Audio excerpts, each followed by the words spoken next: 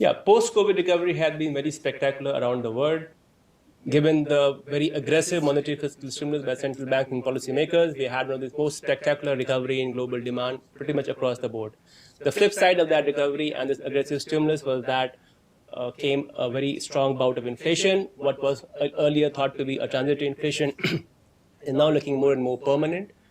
We began this year with a lot of worries surrounding inflation, but central bankers reacted to this very high inflation with ferocity pretty much across the board, across DM economies, US Fed, ECB, Bank of England, Bank of Australia, pretty much across the board.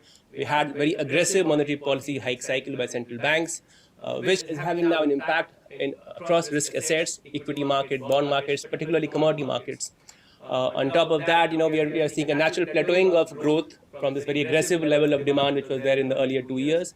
The combination of these two factors, central bank tightening, natural decline in growth, means that global growth indicators are faltering. Most of the high-frequency indicators which are coming up are suggesting that global growth is going to decline. We began this year with an expectation of global growth of around 4.5%.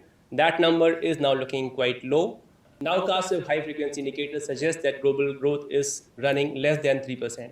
The follow-up to that is that inflation, which was the bigger worry in the beginning of this year, that appears to be peaking. Global commodity prices are down. The recent inflation number which has come out from US suggests that there's a high probability that inflation may have peaked.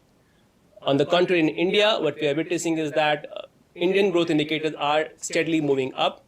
Most high-frequency indicators which are coming in month after month are suggesting that domestic growth is gaining steam. The last few months of numbers which have come out suggest that inflation has probably peaked. We are getting positive surprises from inflation front, and we expect that to continue going ahead. So it's a mirror image in terms of growth for India versus global, and Indian growth is looking up. Globally, growth is looking down, but in terms of inflation, I think both globally and in India, inflation is looking steadily down. Mutual fund investments are subject to market risks. Read all scheme-related documents carefully.